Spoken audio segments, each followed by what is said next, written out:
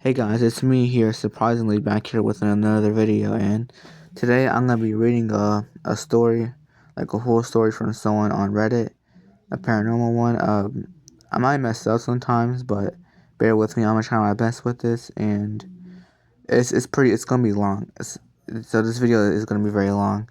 Like as I'm looking at it right now, it's at least like 10 to like 20 paragraphs or something like that. So I'm trying to make it as entertaining as I can. So let's go.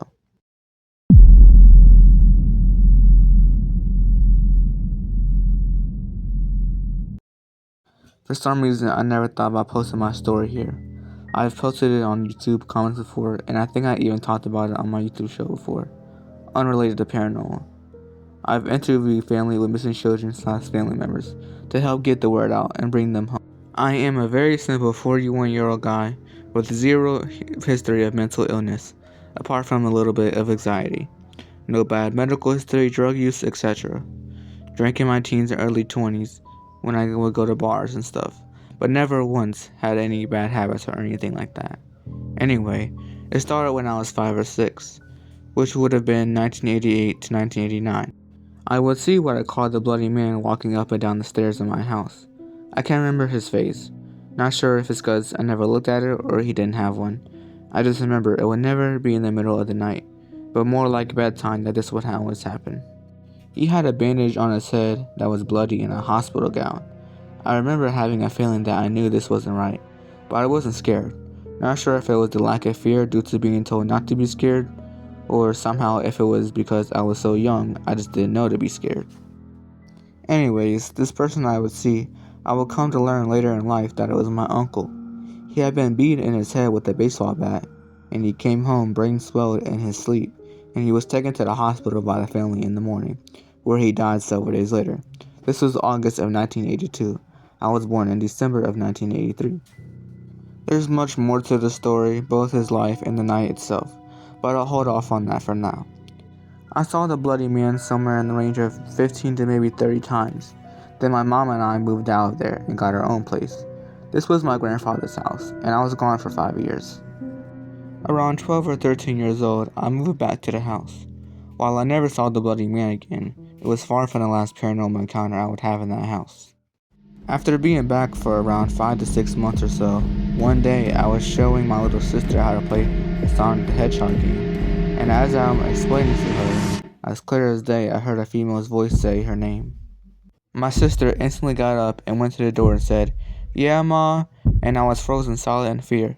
This was for two reasons. The first was, I knew for a fact that wasn't my mother's voice that had said my sister's name. It was my grandmother's, who had been dead for 10 years. The second thing is that my little sister didn't seem to realize that the voice had not come from downstairs, but it came right from her at the foot of the bed.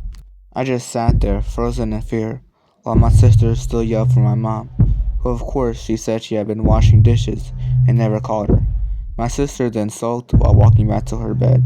"What's the matter?" I asked her. She said, "I hate those stupid stairs. The bloody man is scary." So I started asking her who had told her about the bloody man. Was it one of my friends, etc., etc.?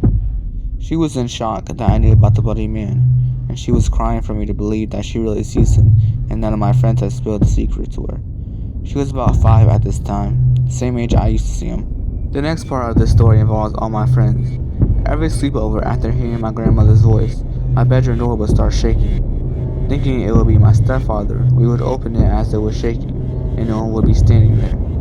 Upon realizing this, the shaking would terrify us, so every sleepover for about a year, the door would shake, and these horrible claw-like scratching sounds would go down the door.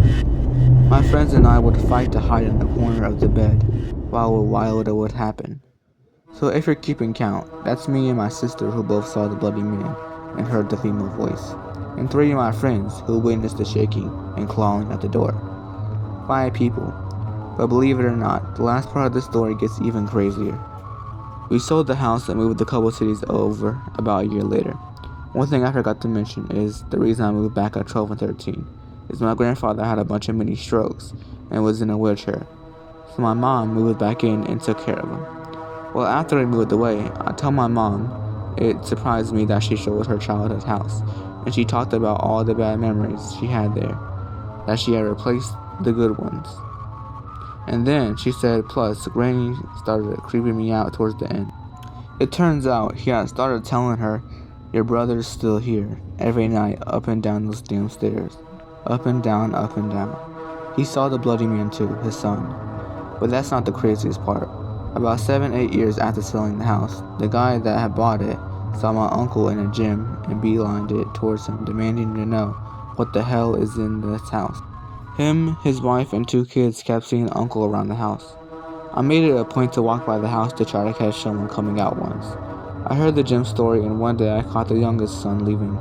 I introduced myself and asked him about what they saw, and he said he was too young at the time, but his mom and dad and 2 brothers would only see my uncle behind them in the mirrors in the house. They got rid of the mirrors and it stopped, he said. I don't quite understand that part because mirrors had nothing to do with it for me. But still, that's 3 people in my family and 3 friends and 4 people of a different family that essentially saw the same thing or heard it. I'd give anything to learn exactly what the heck went on in that house all those years.